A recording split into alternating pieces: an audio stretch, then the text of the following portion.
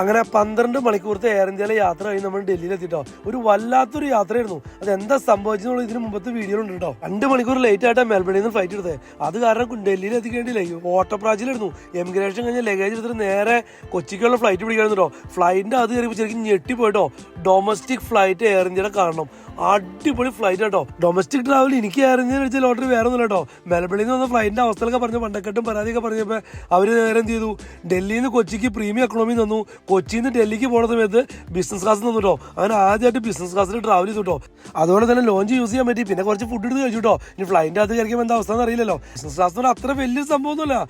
ഡൊമസ്റ്റിക്കിലെ business class വെച്ചിട്ടുണ്ടെങ്കിൽ നമ്മുടെ എമിറേറ്റ്സിന്റെ economic class പോലെ തന്നെ. ഇനി ഇന്റർനാഷണൽ ബിസിനസ് ക്ലാസ് എങ്ങനെ എനിക്ക് അറിയില്ല കേട്ടോ. പോയേക്കണോണ്ട് കമന്റ് ചെയ്യണം കേട്ടോ. പിന്നെ എടുത്ത് പറയേണ്ട കാര്യം വെച്ചിട്ടുണ്ടെങ്കിൽ കയറുമ്പോൾ തന്നെ നമുക്കൊരു ജ്യൂസ് തരും. അത് കഴിഞ്ഞ് ഫുഡ് എടുത്ത് പറഞ്ഞു കേട്ടോ.